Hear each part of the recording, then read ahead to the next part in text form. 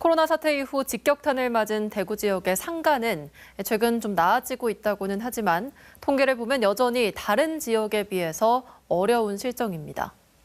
지속적인 인구 감소에 더해 상권 간 경쟁이 치열해지고 있는 데다가 비싼 임대료 때문으로 분석되고 있습니다.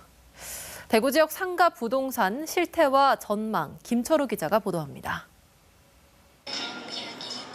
대구는 코로나19 이후 최근까지 내수 부진이 장기화되면서 상업용 부동산의 공실률이 상승하고 있습니다. 한국부동산원에 따르면 전국 중대형 상가 공실률은 12.7%, 소규모 상가 공실률은 6.5%입니다. 그런데 대구의 중대형 상가 공실률은 15.5%, 소규모 상가는 7.7%로 전국 평균보다 높습니다. 중대형 상가 공실률은 대구에서 동성로가 19.8%로 가장 높고 범어동이 13.6%, 동대구가 10.7% 순입니다. 소규모 상가 공실률은 범어동이 17.1%로 가장 높고 동대구 13.2%, 동성로 11.1%로 중대형 상가와는 다른 모습입니다. 소규모 상가의 경우에는 조금 더 영세 자영업자들이 입점을 할 수 있는 가능성이 높기 때문에 만약에 그 상가의 턴오버, 즉 이제 입점과 폐점 사이의 기간이나 이런 거를 좀 더 살펴본다면은 그런 차이로 인해서 임대료에도 차이가 생길 수 있고 그런 것들이 종합적으로 작용해서 공실률에도 영향을 미치는 것으로 판단되고 있습니다.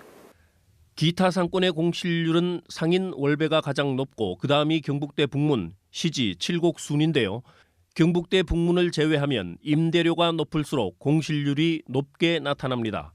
경북대 북문은 코로나 이후 비대면 수업이 늘면서 소비처가 이동한 것으로 풀이됩니다. 코로나 이후 전국 상가 수익률이 큰 폭으로 하락하면서 1%를 밑돌고 있고 대구의 상가 수익률도 전국 평균과 큰 차이가 나지 않습니다.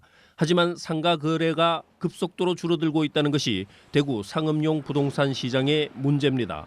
대구시 인구는 2003년 254만 명을 기록한 이후 지속적으로 감소하고 있고 유출된 인구 중 20대 인구가 가장 큰 비중을 차지하고 있습니다. 20대를 주 고객층으로 삼고 있는 동성로와 경북대 북문 상권이 어려워지는 이유로 꼽힙니다. 게다가 대구의 1인당 GRDP는 1993년 통계 작성 이후 전국 최저 수준이어서 소비 회복의 걸림돌입니다. 대구 지역의 인구가 지속적으로 감소가 되고 있는 상황이면서 동시에 지역 내 GRDP를 봤을 때도 1인당 GRDP 수준이 전국의 60에서 70%를 계속 머물고 있는 상태로 보아 향후 이런 소비가 단기간에 이제 증가할 가능성이 높지 않은 상황이고 이에 따라 공실률도 향후 높아지거나 아니면 이제 현재 수준에서 급격하게 낮아지기는 힘들 것으로 보입니다. 한국은행은 대구 상업용 부동산의 경우 상권 간 경쟁이 더욱 심화될 것으로 전망하고 있어 SNS 활용을 통한 다각적인 홍보와 대구 지역 외 소비자 유치를 확대하기 위한 정책 대응이 필요하다고 조언하고 있습니다. MBC 뉴스 김철우입니다.